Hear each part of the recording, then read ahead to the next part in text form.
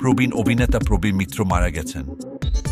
সংকটাপন্ন অবস্থায় তিনি রাজধানীর একটি বেসরকারি হাসপাতালের নিবিড় পরিচর্যা কেন্দ্রে আইসিইউ চিকিৎসাধীন ছিলেন।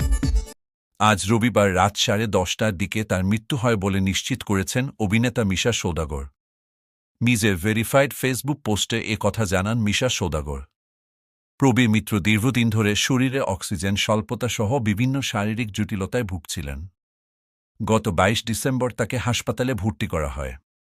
প্রবীর মিত্র 1943 সালের 18 আগস্ট কুমিল্লার চান্দিনায় জন্মগ্রহণ করেন।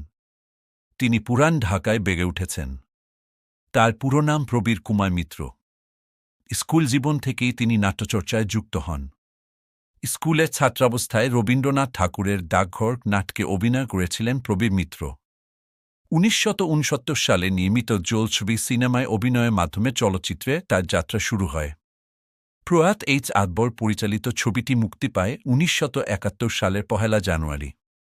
প্রবীর মিত্র অভিনীত উল্লেখযোগ্য সিনেমার মধ্যে রয়েছে ফরিয়াদ, রক্ত শপথ, চরিত্রহীন, জয় পরাজয়, অঙ্গার, তিতাস একটি নদীর নাম, জীবন তৃষ্ণা, শেয়ানা, জালিয়াত, মিন্টু আমার নাম, ফকির মজনু শাহ, তরুলতা, গায়ক ছেলে, পুত্রবধূ মধুমিতা, অশান্ত ঢেউ, অলঙ্কার, অনুরাগ, প্রতিজ্ঞা।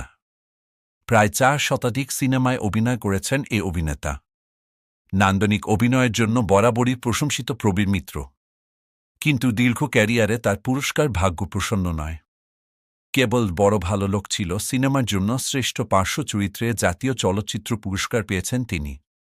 পরবর্তীতে 2018 সালে তাকে জাতীয় চলচ্চিত্র পুরস্কারে আজীবন সম্মাননা দেওয়া হয়।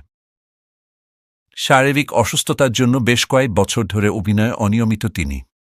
এ সময় ঘরবন্দি কাটছিল তার দিনরাত।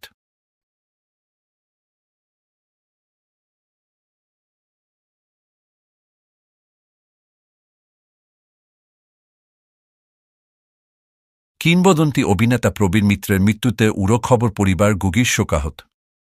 শোকগ্রস্ত পরিবারের প্রতি রইল উড়ো খবর টিমের সমবেদনা।